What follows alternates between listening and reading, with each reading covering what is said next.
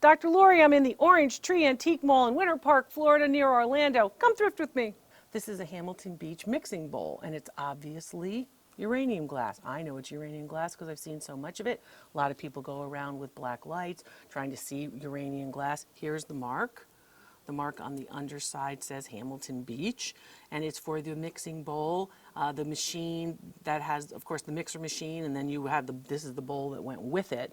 It's $45. It's uranium glass. I'll show you how you can tell. It's going to change color when I put it under the black light.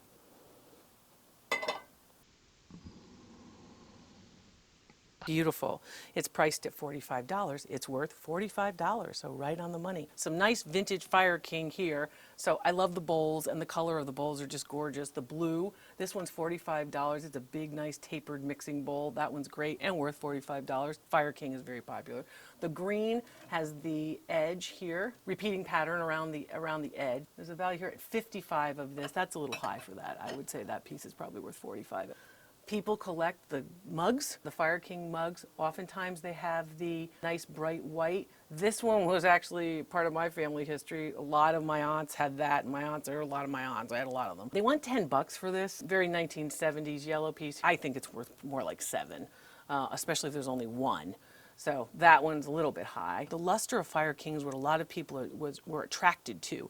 This nice coloration that you have in Fire King that you don't really see in Pyrex. And Pyrex and Fire King were basically the two that were competing at that time. So Pyrex, which is shown here, was competing with Fire King.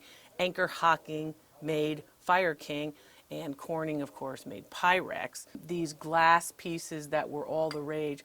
This Fire King piece, $5, little high. I would say $3.50 for that. But I will say that here's where the bargains are, right here. So Fire King, large loaf pan, really good condition, especially this color with the luster on the glass. The interior is a two-tone, so a different color on the interior, 19 bucks. So this is your $30 dish. And then you've got this baking dish. Oh, I don't see a price.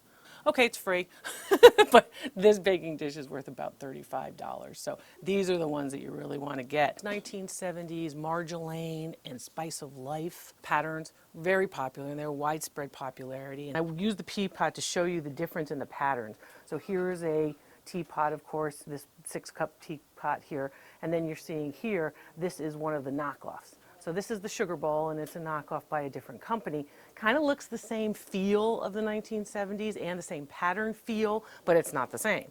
So they want $15 for this, and that's about what it's worth. And then this is the mustard and the ketchup. So you always know, you're at the picnic and you bring out your portable mustard and ketchup. So this is also made by a different manufacturer, but the pattern looks similar. But it matches these patterns, but it doesn't match. This one they want 19 for this because it's rare. With the ketchup, sure, you can get 19 each for it, but without it, it's probably only worth 15. I like the canister set. It's very 70s, but I like the canister set, the moon and the stars. You can see the moon here round and the stars here. And it's 4 pieces, so coffee, tea, sugar, flour, or flour, sugar, coffee, tea, however you do it. L.E. Smith made it, manufacturer of glass, and it's amber. It's got that orange, sort of orange, burnt orange kind of color. Very popular in the 1970s with those color schemes of avocado, green, and copper tone, that kind of color. So $135 is what they want for the set. The set looks to be in good shape. Whenever you look at the set, make sure that this frosted area really fits well, and they all do. They all seem to fit very well, these lids. So they are the matching lids, and make sure it's the matching lid. So look for the stars that match the stars, okay? Because a lot of times the lids get changed, and they do look a little bit similar if they're made by different manufacturers. What's it worth? It's worth $150. So $135 is a little bit of a deal. So that's great. I like that set. These are by Longchamp of France. They are crazed. What's crazing? Crazing is this crackle that's got underneath the glaze. You can see the crazing, so that's going to devalue them, but they do look like they are a large set, if not a complete set. There's 2 here, 3, 5, 6, but all of them have crazing, and you could see it right here on the front. And here's the Longchamp's mark. It's one thing if it's at the bottom, but when it's on the top of the plate, it really is problematic for value. So let's see what they want for this. They want $36 for the set of 6 balloon plates, so that's $6 a plate. Well, in good condition, they're probably worth $11 a plate. In this condition, $6 a plate, I'd say they're probably worth about $6 a plate, so $36. If the crazing doesn't bother you, it would bother me because I'm a purist. But okay. Speaking of plates, let's go down here and look at Glidden, some of my favorites. I'm going to pick these up. Look at these! Yay! Glidden is made in Alfred, New York, and they start the New York Ceramics Academy as well there. But this is relatively rare because you have the poodles of the 1950s. Poodle dogs were so popular in the 1950s. They're much more colorful plates too than you typically see of Glidden. Glidden has a lot of monochromatic, but look at this, it's got the gray and of course the little flowers at the top. A particular thing about Glidden is, of course, this teal and looks like a speckled sort of sand around many of them. Some of Glidden pieces are all of that color. Some of them just have this rim of that. Always rounded corners with Glidden, characteristic of the 1950s. The poodles are also a theme of the 1950s. These are nice. These look like they're in great condition. The snack plates, $89 for a set of 5.